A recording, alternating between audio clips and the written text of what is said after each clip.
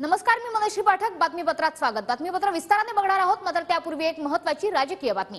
अजित पवार, तटकरे आणि वळसे पाटलांना शिंदे सीएम म्हणून नको होते.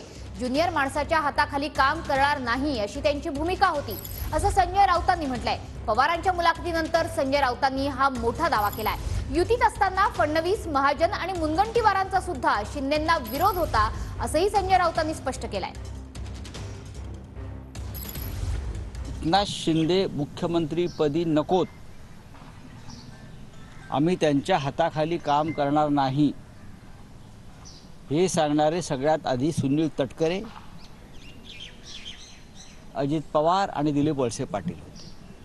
आम्ही सिनियर आहोत, आम्ही ज्युनियर माणसाच्या हाताखाली काम करणार नाही, ही त्यांची भूमिका होती.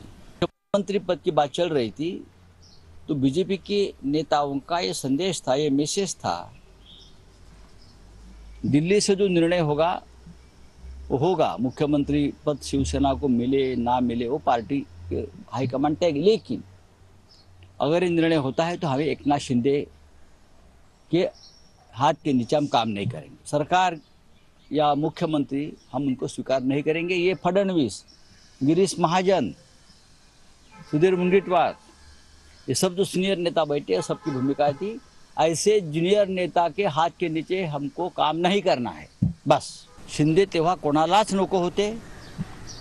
शिंदे यांचा वकूब नव्हता, शिंदे यांचा अनुभव कमी होता.